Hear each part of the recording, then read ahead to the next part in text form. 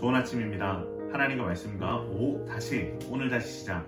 안녕하세요, 김배관 목사입니다. 오늘 아침 함께 묵상할 말씀은 누가복음 21에서 24장까지의 말씀입니다.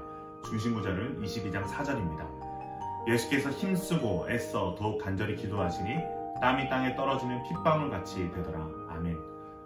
21장은 포괄적인 의미에서 종말에 대한 예고를 주요한 주제로 다루고 있습니다. 먼저 과부가 두렙돈 헌금을 하는 이야기인데, 이 이야기는 앞장인 20장과 연관지어진 교훈으로 보는 것이 좋습니다. 예수님께서는 성전에서 보란듯이 많은 돈을 헌금하는 부자들과 과부가 자신의 생활비 전부인 두렙돈을 드리는 모습을 보시게 됩니다. 예수님께서는 이를 통해 많은 헌금을 드리는 것보다 마음과 정성이 더 중요함을 말씀하십니다. 두 번째는 성전 파괴에 대한 예수님의 예언과 그에 대한 사람들의 질문에 대하여 기록되어져 있습니다. 성전의 화려함과 아름다움, 그리고 그것을 흠모하는 사람들의 모습은 외형적 종교 생활을 중시하는 당시 이스라엘의 영적 상태를 고발해 줍니다. 예수님께서는 이들에게 이 성전은 파괴될 것임을 예고하시며, 그때 거짓 메시아들의 출현, 세계 정세의 불안, 지구상의 재해들, 천상의 놀라운 현상 등과 같은 여러 징조가 있을 것을 말씀하십니다. 그리고 나서 성전이 파괴되기 전 감수해야 될 핍박들을 말씀하시며, 제자들이 감당할 증인의 역할을 예수님께서 도우시고 인도하실 것을 말씀하십니다. 예수님께서는 이제 더 구체적으로 예루살렘에 임할 환란과 인자의 오심에 대해서 말씀하십니다. 예루살렘이 군대들에 의해 멸망당할 것과 그날에 그곳의 모든 백성들이 이방인에 의해 죽임과 고통을 당할 것을 말씀하십니다. 또한 인자가 오심에 대한 말씀을 하시면서 그날에 하늘과 바다에 큰 징조가 보이므로 사람들이 두려워 떨 것을 말씀하십니다. 이어서 무화과 나무의 비유를 통해 시대를 분별할 것을 말씀하시면서 항상 기도로 깨어있을 것을 말씀하십니다. 22장은 누가복음의 마지막 단락을 시작하는 첫 부분으로 예루살렘에서의 마지막 일들을 기록하고 있습니다.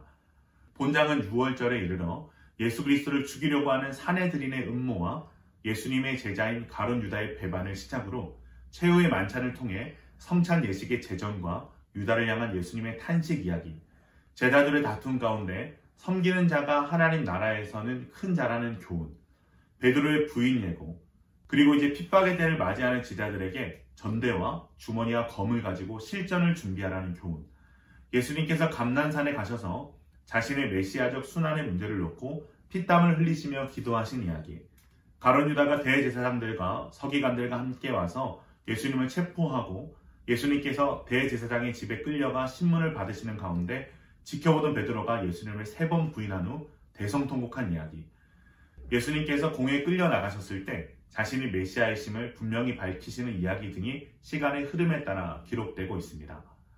23장은 복음서의 클라이막스인 예수님의 십자가 사건을 기록하고 있습니다. 헤롯과 빌라도가 전에는 원수였으나 당일에 서로 친구가 되니라 라는 구절에서 알 수 있듯이, 누가는 예수님의 처형 당시 예민하게 얽힌 정치적 역학관계의 프레임을 통해 십자가 사건을 기록하면서 예수님께서 얼마나 불의한 과정으로 십자가에 달리셨는지, 또한 얼마나 많은 이들이 예수님을 십자가에 못 박기 위해 정치적으로 하나가 되었는지에 대한 상황을 기록하고 있습니다.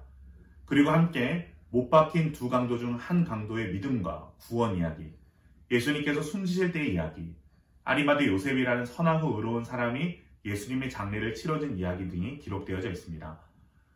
누가복음의 대단원인 24장은 예수님의 부활과 승천을 보도합니다. 이 사건에 대한 제자들의 반응은 근심과 두려움으로 시작하여 놀람과 기쁨으로 이어진 후 하나님을 경배하며 찬송하는 것으로 끝이 납니다. 누가복음 24장의 내용은 다음과 같이 정리할 수 있습니다. 먼저 무덤을 찾아간 여인들과 베드로의 이야기, 두 번째로 엠마오로 가는 두 제자에게 나타난 예수님, 세 번째로 예루살렘 제자들에게 나타난 예수님, 네 번째로 예수님의 마지막 교훈과 당부, 마지막으로 예수님의 승천 이야기를 다루고 있습니다.